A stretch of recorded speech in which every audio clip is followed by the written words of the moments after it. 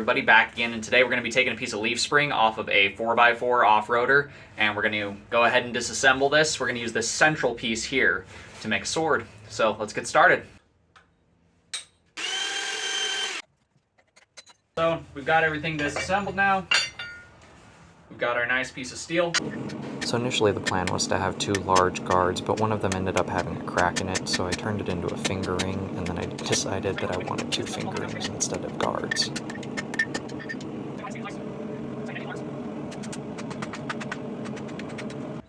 So we've got our first major splits cut.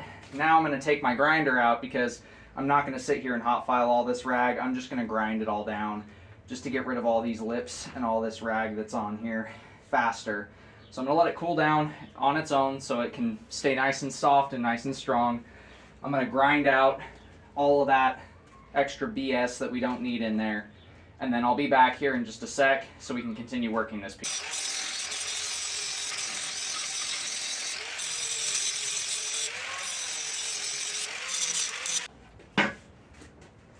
So we've run into a bit of a problem. It seems our guard right here on the inside corner, about an inch away from the tang, has actually got a crack that's running almost all the way through it. I'm not sure if that was there before I started forging or if I did that by forging it too cold. So I'm going to cut that off, and we're actually going to make this a finger ring, and then this will be a full-size guard.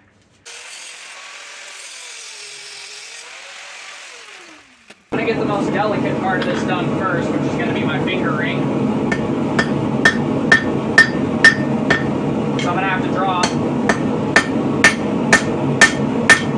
this chunk here out.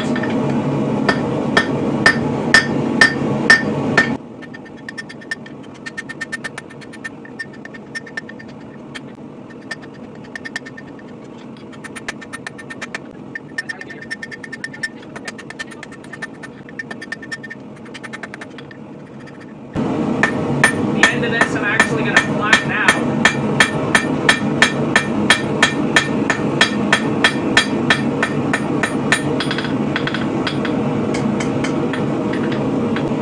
And I'm going to go over and I'm actually going to scroll away from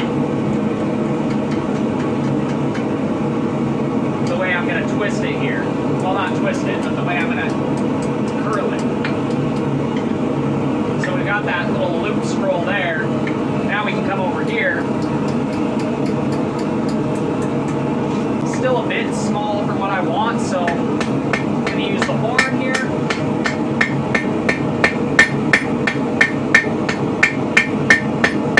Get it longer and thinner. I'm going to do that on both sides so it's even. Because my horn tapers in one direction.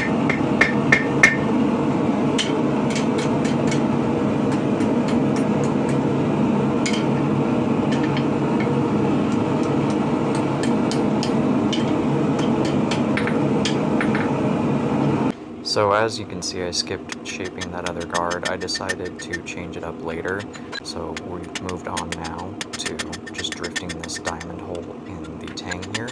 We're going to actually make this into a star shape after we drift this into a diamond, just for aesthetic purposes.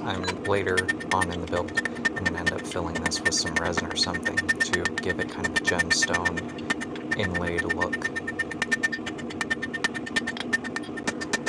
So now I'm going to start using my cross beams to stretch some extra length out of this, and then start creating the bevels.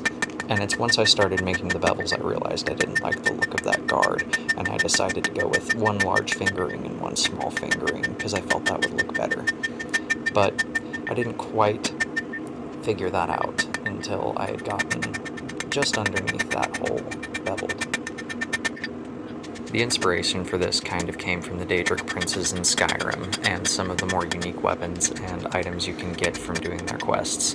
I wanted to make my own version of a Daedric prince's short sword, so I kind of wanted something that felt organic, but also felt ancient and a little bit mythical, so that's why we went with the star and diamond patterns in this blade. I also felt like having the two finger rings would be more of a fitting aesthetic to go with the overall design, it kind of makes things flow a little bit more properly.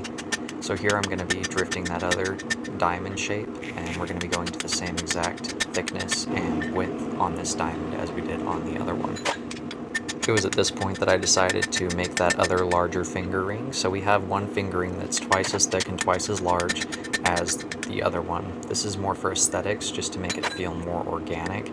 I could have made them identical sizes, but it would have looked kind of small. So I figure, you know, the Daedric Princes being these entities that are more primal, they wouldn't exactly care about them being identical sizes, and most of the weapons you see from the Daedric Princes have this organic kind of wild shape to them, so I decided to go with something that was a little more lively. I felt like having the two guards asymmetrical would really kind of make this blade come to life a little bit more.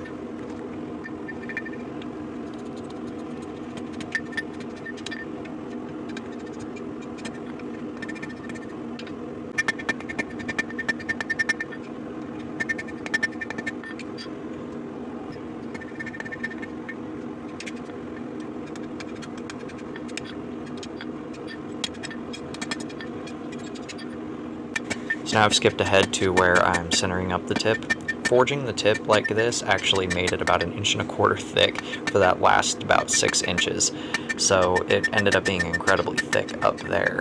After I got the point centered, I went back down and started working the bevels up towards the tip till I reached about 6 to 8 inches away from the point, where it was about 1.25 inches thick. At that point, I had to end up doing some crazy stuff to draw the length out of it, so it didn't end up being monstrously wide or ridiculously thick up towards the tip.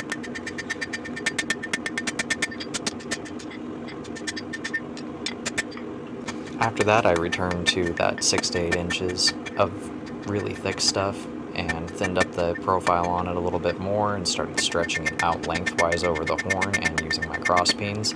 So that way I didn't end up with, like I said before, something that's ridiculously thick. I did want a leaf blade shape, so I did leave a little bit more mass up there, but not anywhere near as much as was up there. I probably got an extra 2 or 3 inches, maybe even 4 inches of length out of this just by stretching it over the horn and using my cross pins. After that, I continued shaping the bevels and kept working it down. So this is a long process in order to actually complete this blade, but it'll all be worth it in the end, because this is going to be a very impressive, stout broadsword blade. Unfortunately, my camera wasn't plugged in, and I didn't realize it. I thought I had plugged it in, but the cord was actually loose and just sitting in it, so it didn't end up recording everything I did. It did miss quite a bit of work. I did a ball peen hammer wash over both of the bevels, and I used a chisel and a hot cut in order to create some pretty crazy fullers that you guys will see here in just a minute. As you can see, I'm just finishing up the tip on this and finishing up the bevel on that leaf blade profile. So sadly, my camera died, and it didn't catch the rest of what I did to this. As you can see here, I gave it a hammer wash, so took a ball peen, and over the entirety of what's going to become our bevels, I gave it that rough hammer texture, just because once it's, you know, shined up, it's going to look pretty wild. I want this to look ancient. This is inspired by the Daedra weapons from the Daedric Princes in Skyrim, so I figured why not give it that rustic, ancient look. So that's going to be pretty cool once it's all polished up. I also did, as you can tell, a fuller that runs through there, and then some diamond-shaped fullering work as well with the chisel. I wish the camera picked that up, but like I said, the camera had died. So we're going to be having this nice broad double taper leaf blade. This is going to be a nice thick boy. It's not going to be ground down very much. Right now it's sitting at about 2 pounds and 8 ounces, so once I get it ground, it'll be about 2 pounds and 6 ounces. Probably only going to take about 2 ounces off of this to get the edges done and get the profile tuned up. I still need to stretch the tang just a hair more because it is a little uncomfortable right now, and I'm still deciding on what we're going to do for the handle, as well as what I'm going to put in this right here, because I want to fill this with some kind of resin to make it look like a gemstone or something. This one is going to remain hollow, just so that way we've got a nice hole through the blade there. It's going to be pretty cool. We've got 2 finger rings. We were going to have guards, but they ended up both having cracks in them. It's probably from me working it too cold. This old spring steel can be pretty temperamental, but this will be a really cool design because you can hold it ambidextrously with the finger in each hole once we get the handle there, and you'll have a nice strong finger ring to protect the hand and keep the point in line. So it sucks that the camera died, but I was out here for a solid, I want to say 4 or 5 hours hammering on this piece of metal to get it to the shape we have now. As you can see, it is much different than where we started. It is crazy. This took a lot of hammer work to get it this far, so it's come a long way, and it's still got a ways to go before it's a finished sword. And obviously we are going to test the hell out of this thing. Since it is a heavier gladius style blade, we will be chopping some wood with it. We will be doing some fun, crazy stuff with this when it comes to testing. So make sure to subscribe so you don't miss out when I get the finished video done on this and get the testing done on this and get this all prettied up and finished up. This is going to be a wild build. It's already been a lot of work. I am very sore today. I was out here till about 9 o'clock last night, pounding on this, getting it to shape, and doing the hammer work on it. So let me know what you guys think in the comments below of this blade and how it's turning out so far. Let me know if you have any suggestions on what I should do for this end piece here and what I should do for the handle. I'm thinking either leather or wood, just not sure exactly what I want to go with just yet, but I'll figure it out. And until next time, you know what to do. If you like the video, do the thing right there. Until next time, God bless, stay sharp out there. If you're looking for a custom sharp object, check out the Etsy store. Link at the end of the video.